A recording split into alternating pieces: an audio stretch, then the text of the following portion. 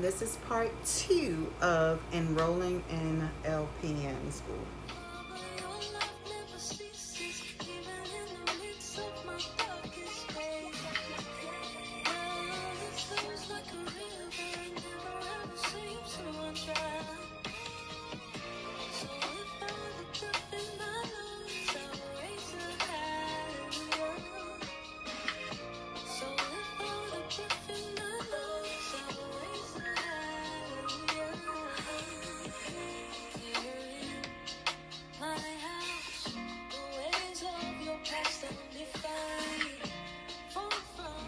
All right, you guys, welcome back. I'm Celeste, and this is part 2 of enrolling in LPN school.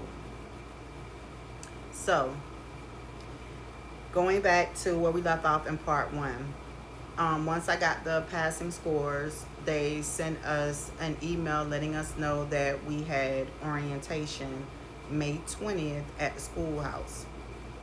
That was this paper, which was basically letting us know that we needed to have birth certificates, we need to have ID cards, we needed to have our diploma, we needed to have our transcript of our high school grades, and we had to have a money order for $132. In the first video, I told you that we had to set up so many accounts. One of the accounts that we had to set up was with Castle Branch. And you guys, this is the moment that I realized just how much I had let myself go and just how far removed away from the person that God created and the life that he had ordained for me. Sorry about that. We don't plan on doing any editing, so that was my purse. Like, devil, I rebuke you in the name, because I'm gonna do this. I'm gonna get this up for my peeps. Like, that's the end of that. Stop now. Go, shoot, fly. Don't bother me. Now, as I was saying, when we got to orientation, I scribbled all over my paper, but this is just how I felt on the inside. This was a list of most of the things that we had to upload, document to that website. When we uploaded it to the website, it would either highlight it. As soon as you uploaded the document, it would say pending. Then it would say in review. If it was accepted, it would say accepted. If it was rejected, it would say rejected. It would say why in your messages in that account, or it would send you an email letting you know to check your messages, and it would also tell you what the issue was. So we had to do a complete background check and drug screening through that system, set up LabCorp, went and did our drug test, and LabCorp forwarded everything over to them. We had to have proof of insurance. Baby girl, let me tell you about that. So I had just lost my job. So what insurance was I gonna have? What insurance was I gonna have? Like, I'm sitting in class panicking as she's running her mouth.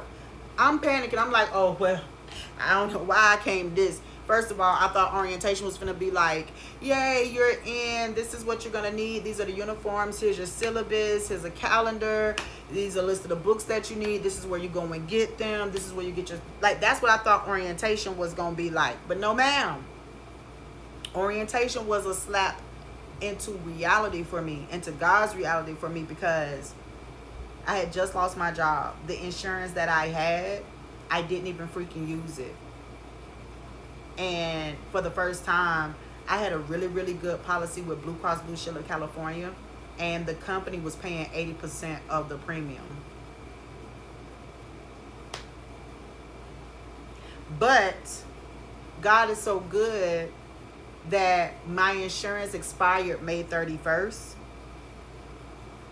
I had enough time to upload that insurance card to Castle Branch for it to be approved and checked off that one thing. But I knew that I had to go get insurance. So I was checking with Marketplace. I tried applying for Medicaid. And the only thing that I knew to do was to find another job, and it had to be full-time. And I had to find it ASAP and now. and I didn't want to work full time while I was in school, because everybody said that even when I applied the very first time, they said that they don't want you working full time. And I'm assuming it's all the studying that you have to do, because it is an accelerated program. Mind you, class is Monday through Friday, 3 hours every single day. And for the first semester, I have 2 classes. More classes are added as the time goes on, and I'll break all of that down to y'all, because that is the last set of information that I just got when I completed registration. So proof of insurance, we had to gather all of our immunizations titers to show that we were up to date on our immunizations: hepatitis B, the MMR, mumps, measles, and rubella, varicella, tetanus or Tdap. I told y'all we have to wait for the flu shot because flu season hasn't started yet. We had to do a physical exam.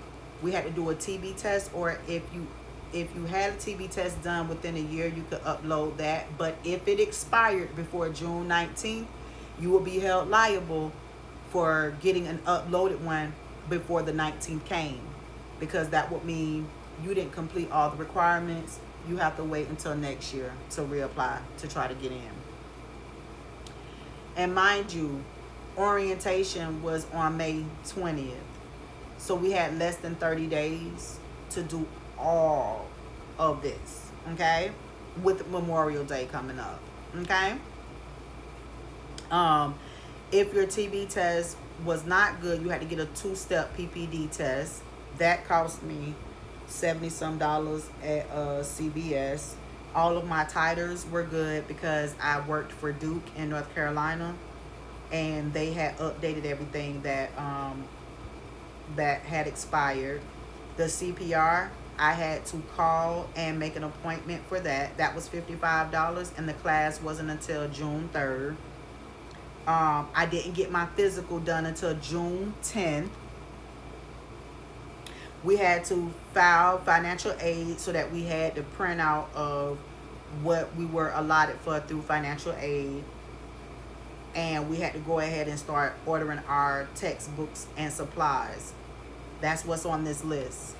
Now, y'all, when I tell you, we also had to, hold on, because I want to show y'all everything. We had to have 3 people fill out this reference sheet.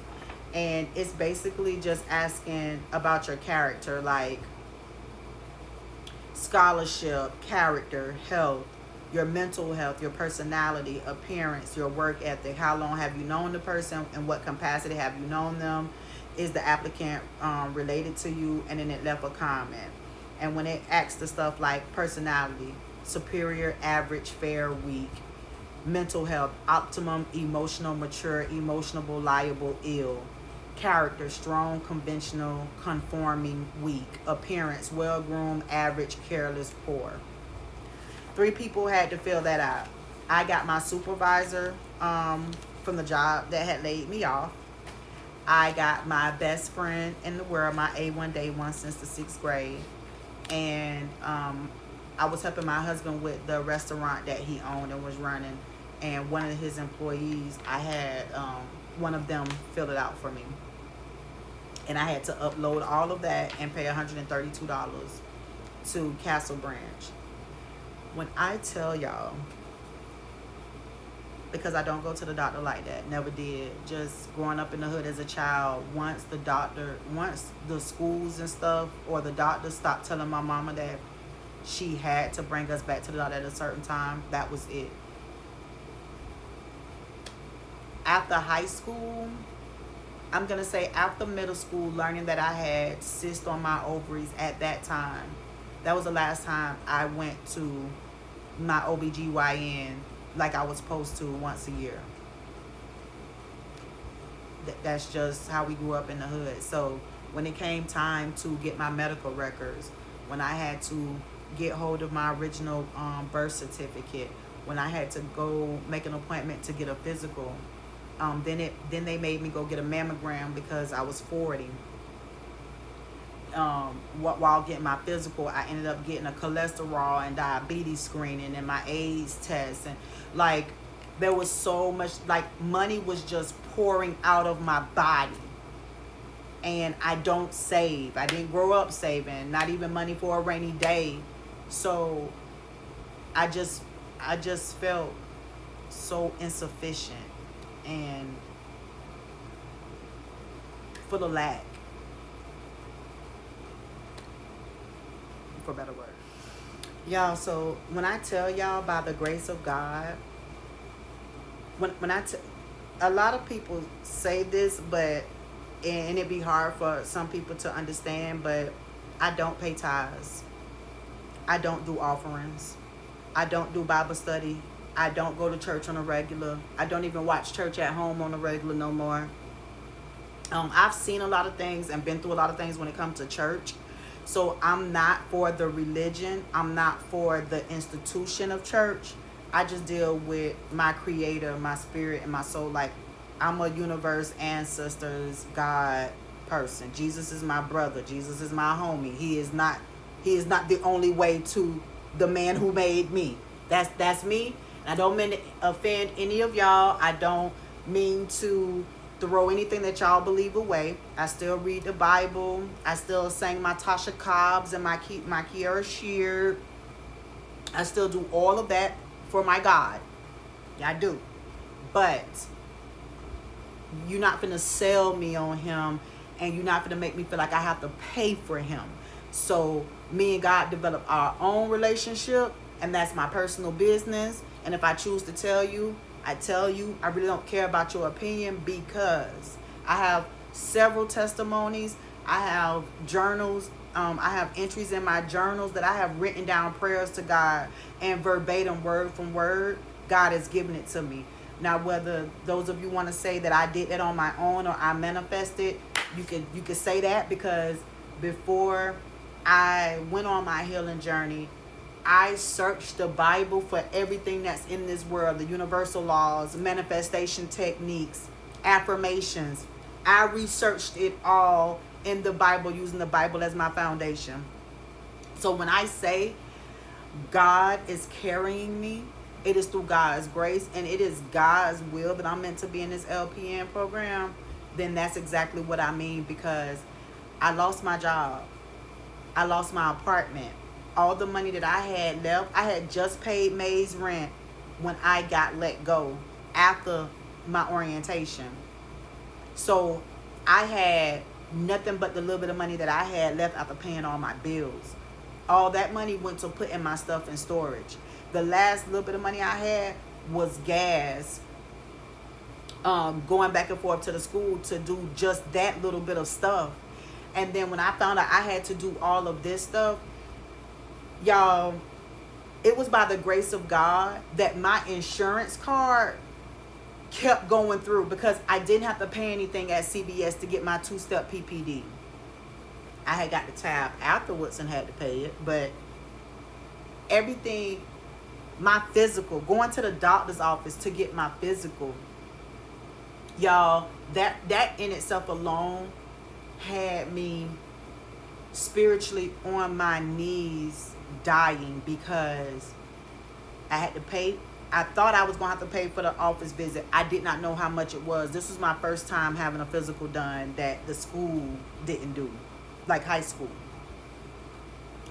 A nurse practitioner did it. They asked me, was that okay?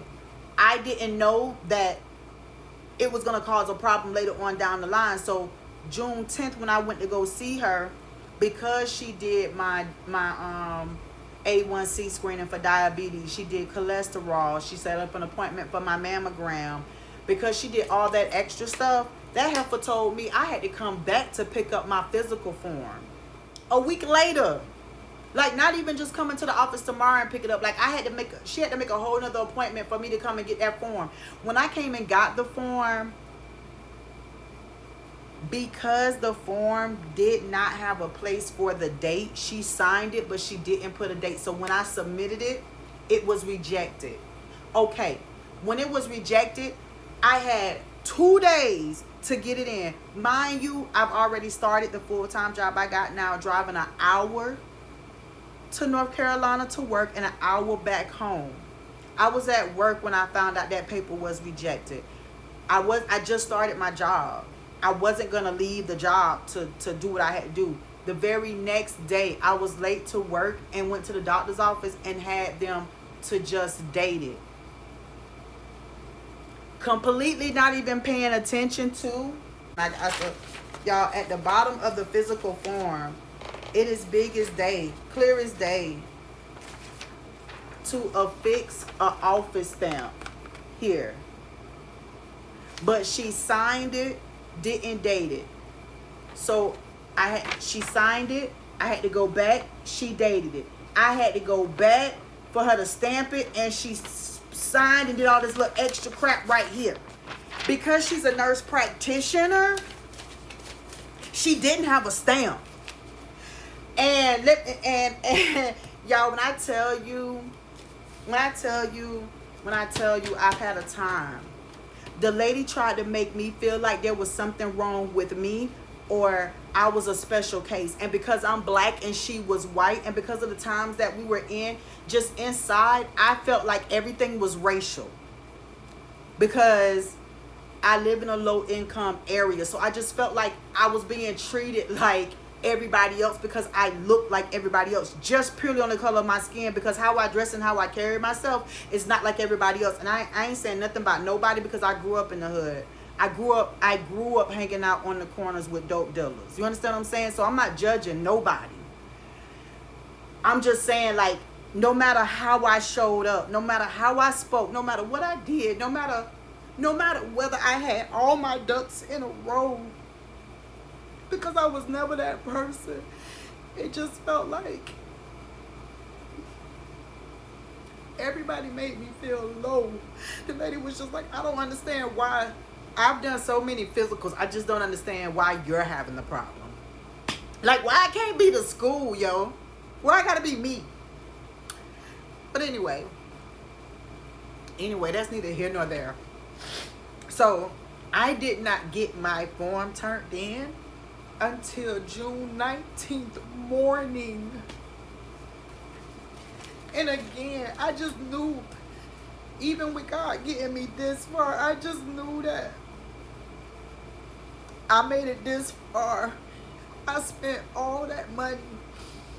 I ran myself ragged, and I wasn't even gonna get in about a fucking physical that I went and completed.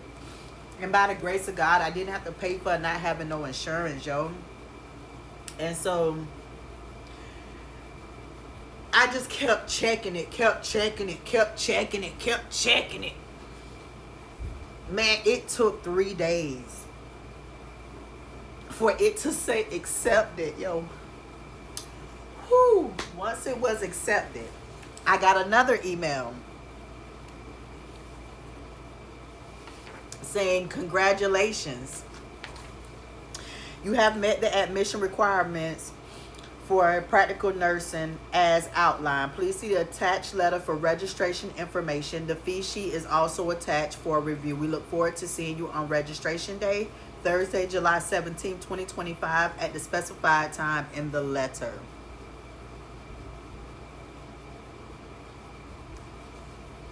Y'all, each milestone that I completed, I just knew that that message is what I was gonna get next. So when I got this message, I didn't cling to it. I didn't let it soak in. I was just so happy to move to the next level in the game. I was just so happy. I had not had an issue with WIOA yet, but at this point, they had told us to go ahead and apply for WIA just in case FAFSA didn't come through, because the Pell Grant only pays for the program, and WIOA through the Department of Labor and Workforce, they're going to pay for your books, your courses, and the uniform and supplies that you have to have. And mind you, I paid to go to school to be a CNA. I paid out of my pocket.